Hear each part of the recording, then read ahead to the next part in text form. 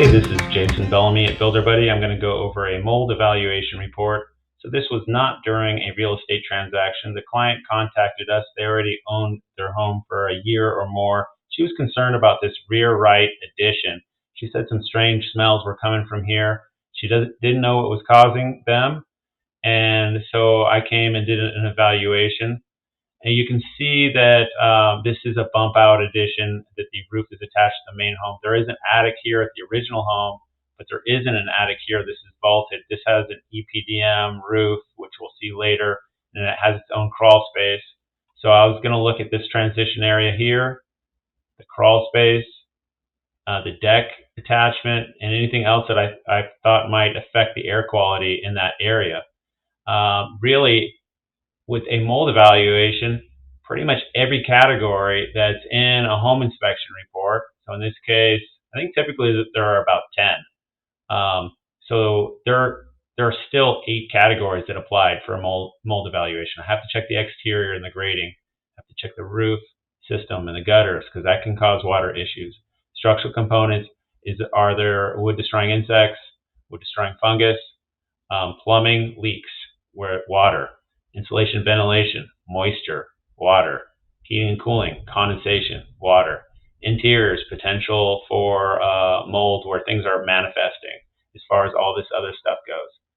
So this was still pretty thorough evaluation.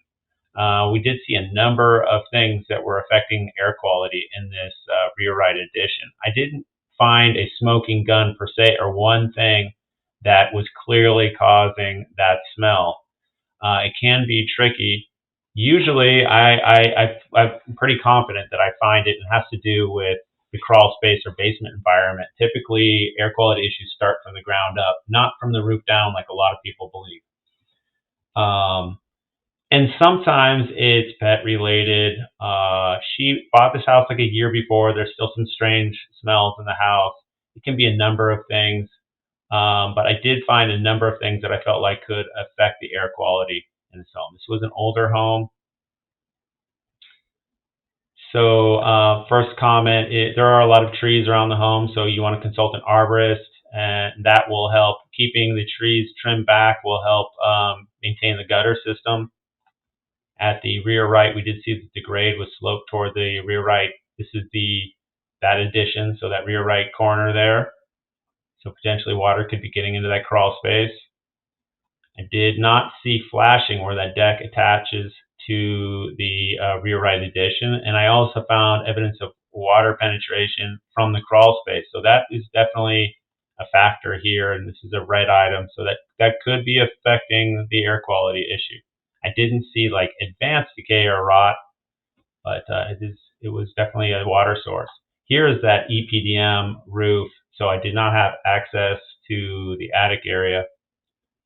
But 2 concerns that I did make are I didn't like the flashing, or there wasn't really any, or inadequate flashing between the asphalt roofing and the EPDM. So this is the original house, asphalt roofing. This is the addition. I would have liked to see better flashing, which I provided a detail in this report. And then where the EPDM roof ends and transitions to the gutter, there was no way of preventing this water from getting behind the gutter, like a drip edge flashing, for example. I provided that detail as well, and we did see evidence of water penetration behind that gutter here. And this, you can see the soffit here is sort of collapsing. I think there was some water damage in here and some birds nesting in there. So something was clearly going on out here. Also, gutter seams should be sealed by like a spray, like a rubber or silicone spray at these seams. So where your gutter connects to these corner pieces, those need to be sprayed every 3 years to prevent leaks behind the gutters and causing other issues. This is a minor note, but I did not see step flashing where this sidewall, vertical area transitions to this roofing. So that's a possible source of water penetration. I went up into the attic. I didn't learn a lot because I only had access to the main house and not the framing for the addition. This is strange. There was about a half a cubic yard of coal in that crawl space. Is it affecting the air quality? Yes, probably not a source of mold, but definitely recommending removing that from the crawl space. And so this is following up with the concern that there was missing flashing at the deck house attachment. I did see some fungus, moderate fungus here, evidence of water penetration staining. Wasn't advanced decay. None of these things didn't, like I said, I didn't find a smoking gun, but they all could be contributing to the air quality for sure. And then there are hidden areas that I couldn't see as well. So scrolling down to the crawl space ventilation, there were some blocked vents. We want to see that they're all open like this one were, so we have proper ventilation in here. You can see that the insulation is fairly intact. It's not sagging and stringy like you would see in a crawl space that has a lot of issues. So I don't think that this was really causing the issue. Heating and cooling. Well, we had a register that was partially blocked by the entry door of this addition room. I don't think this was causing it, but this can cause condensation issues. We did have this original round type ductwork with asbestos tape. This round type ductwork is intended for heating only. When you introduce modern heating and cooling heat pumps, you introduce cooling here.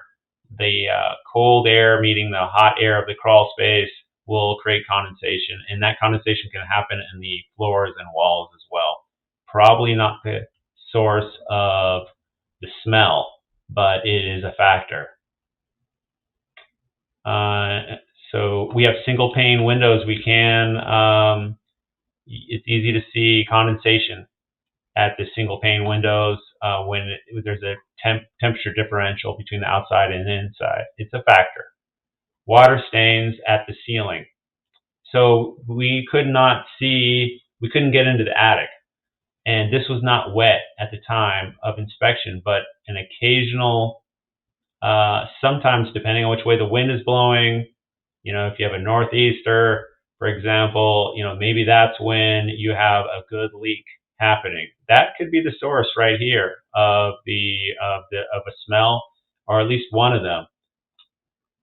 So that's the report. So there were a number of different factors here that could affect the air quality in this home. I'm a little bit disappointed that I couldn't find that one thing that the owner could eliminate and resolve this issue. Unfortunately, there's a number of factors, which is unfortunate, but sometimes that's how it is. She also had cats, and she had a litter box in there, and she had a closet that was stored a lot of cleaning products. So there were some funny smells going on there. She said she smelled it only occasionally. Sometimes maybe she wasn't used to living in our area, and she would open up a back window, and the fermenting sort of tree debris could be causing some strange smells, or maybe something the neighbor was doing. It could be something completely unrelated, unfortunately. But that is the evaluation here, and looking at what could affect the air quality of this addition at the rear right here.